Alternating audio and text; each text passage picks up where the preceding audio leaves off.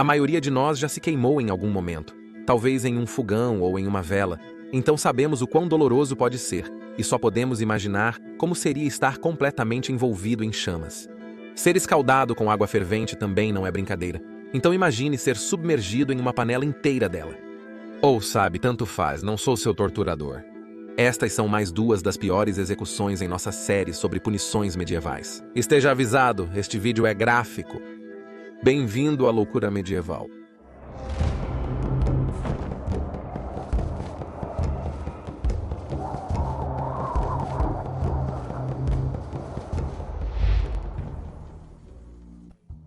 Na Idade Média, muitos países frequentemente usavam a fervura até a morte como método de execução. Demoraria muito para morrer fervendo.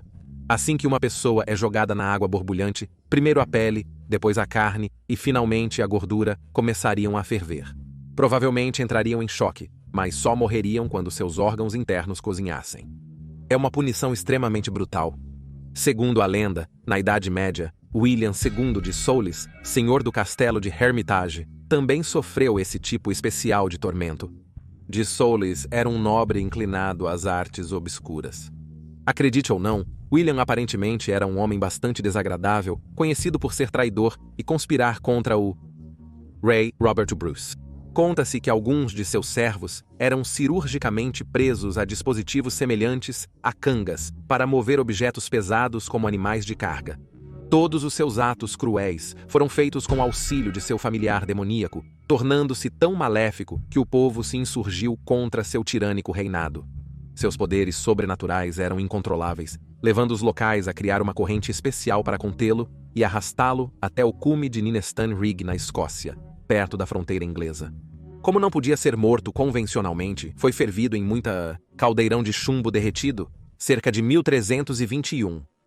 A segunda versão da morte de Soulis, embora mais chata, é a que a maioria dos historiadores acredita ser real. Em 1320, conspirou com os ingleses contra Robert the Bruce.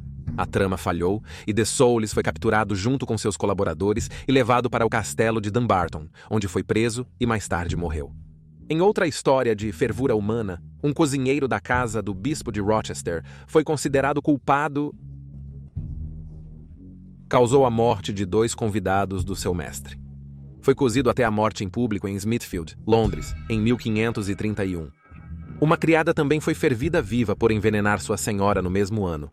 A punição para falsificadores de moedas, fraudadores e assassinos era aplicada em todo o Sacro Império Romano e na Grã-Bretanha, onde o líquido preferido era óleo, não água. Em Nuremberg, um homem foi cozido em óleo por estuprar e matar sua mãe. Registro de fervura em óleo data de 1687. Homem de Bremen, Alemanha, ajudou e incitou alguns falsificadores de moedas.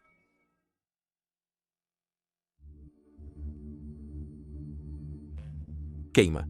Na antiguidade, os antigos druidas queimavam pessoas e animais como forma de sacrifício. Uma grande efígie humana seria feita de palha de madeira. Criminosos preencheriam o corpo, braços e pernas do homem de Vimy antes de ser incendiado. Na Idade Média, havia 3 tipos diferentes de execução por queima. O primeiro passo era prender o prisioneiro à estaca com correntes de ferro e empilhar madeira ao redor dos pés. Este tinha o maior impacto visual e era o método favorito da Inquisição espanhola e dos britânicos.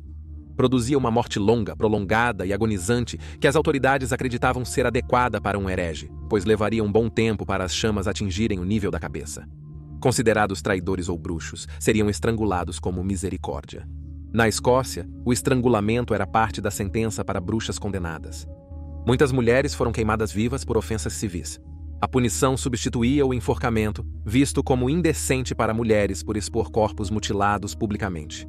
Ainda que, frequentemente, fossem estranguladas até perderem a consciência para serem privadas de sensação, como se fosse um consolo. Isso era considerado um ato de humanidade, permitido pela Inglaterra. O segundo método de execução pelo fogo era cercar completamente o prisioneiro com feixes de madeira até o pescoço. Isso ocultava a dor deles, criando um inferno ao redor, acelerando a morte. O segundo método de execução pelo fogo consistia na inalação rápida de gases e fumaça pela vítima, causando sufocamento. Há relatos de vítimas femininas cobertas com alcatrão e com um capuz de alcatrão na cabeça, na expectativa de que a substância inflamável intensificasse o fogo e acelerasse a morte. Na Alemanha e na Escandinávia, um terceiro método era popular. Consistia em amarrar o prisioneiro no topo de uma escada vertical que era abaixada e suspensa sobre o fogo. Esse era um modo especialmente terrível de morrer, já que a vítima era cozida lentamente como um animal no espeto, antes de finalmente pegar fogo. Geralmente, o melhor que uma vítima de queima na fogueira poderia esperar é bastante fumaça. Assim, sufocariam antes de morrerem cozidos. A inalação de muitos gases quentes causaria danos e inchaço nas vias aéreas, levando à falta de oxigênio e inconsciência. Claro que as chamas primárias seriam agonizantemente dolorosas na pele da parte mais baixa do corpo. A única consolação é que após as terminações nervosas serem destruídas pelo fogo, a dor desapareceria. Essa área cessaria. Com a queima das partes carnudas do corpo, a pele se destrói, e o músculo, a gordura e os órgãos internos encolhem.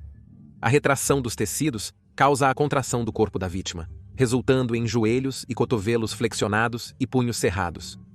O cadáver carbonizado assumirá a postura pugilística, pois lembra uma pose de boxeador. O corpo enegrecido não vira só cinzas. Certos ossos levam mais tempo para queimar que outros. Um incêndio precisa ser extremamente quente para destruir completamente um corpo. Daí a temperatura em uma câmara de crematório moderna chegar entre 8.000 e 1.000 graus Celsius. Após a queima de Joana d'Arc, o cardeal de Winchester mandou queimá-la novamente porque achava que seu cadáver ainda se parecia muito com ela. Ele a incinerou novamente, pela terceira vez, pois alguns órgãos ainda não estavam destruídos. Após isso, ele se sentiu satisfeito com a completa purificação dela.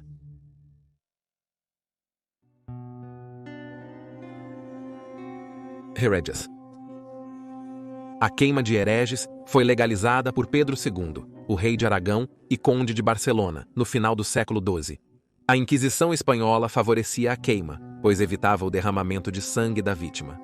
Era vedado pela lei católica, assegurando que o prisioneiro não teria corpo na vida futura. Em 1224, Frederico II legalizou a queima como forma de execução para hereges no Sacro Império Romano. Até 1238 virou a principal punição. Em 1270, o rei Luís IX da França tornou isso obrigatório. Os considerados hereges não eram estrangulados antes de queimados. Isso era planejado para causar uma morte extremamente dolorosa. Foram literalmente queimados vivos. Acreditava-se que as chamas purificadoras limpavam a alma de um herege ou bruxa. Não se sabe a data da primeira queima na Grã-Bretanha, mas há um registro de 1222 em Oxford, Inglaterra. Um diácono cristão se converteu ao judaísmo quando o antissemitismo estava no auge na Grã-Bretanha. Depois de circuncidado e casado com uma judia, foi queimado por heresia. Possivelmente a herege mais conhecida a ser queimada na fogueira foi Joana d'Arc, a donzela de Orleans, heroína francesa na Guerra dos 100 Anos. Capturada pelos borgonheses, foi resgatada pelos ingleses e julgada ao herege por suas visões celestiais e travestismo. Joana foi julgada culpada, amarrada a um pilar e queimada no mercado. A mundialmente famosa Igreja de São João tinha apenas 19 anos. Ela foi canonizada em 1920 e declarada padroeira da França. Jan Hus foi um filósofo tcheco e reformador da Igreja. Nasceu em 1372 no Reino da Boêmia. Acusado de 39 crimes contra a Igreja Católica em 1415 e condenado à morte na fogueira, ele não renunciou às suas crenças. Ele foi despojado, teve as mãos amarradas atrás das costas e acorrentado pelo pescoço. Palha e madeira foram empilhadas ao seu redor e ele foi incendiado. Ele permaneceu estoico até o fim e começou a cantar. Espalharam suas cinzas no rio Reno. Paul Crawle, um seguidor, sofreu o mesmo destino em St. Andrew, Escócia, em 1443. Simplesmente, uma tigela de bronze foi colocada em sua boca primeiro para impedir sua comunicação com a multidão. Fradolchino, líder de uma seita vista como sacrílega pela Igreja Católica, foi executado no norte da Itália em 1307.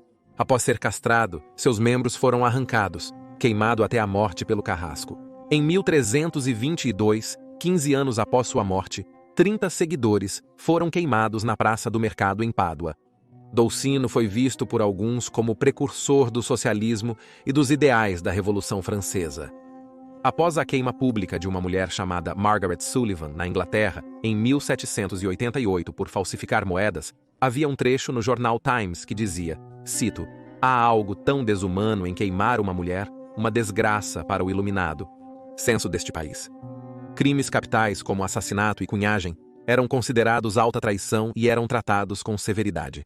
Agradecemos que 1 ano depois a última mulher foi queimada na Grã-Bretanha e a lei revogada por George III em 1790, alterando a punição para enforcamento igual aos homens. Obrigado por ver este episódio de Loucura Medieval. Espero que tenha gostado, inscreva-se, lançamos vídeos semanalmente.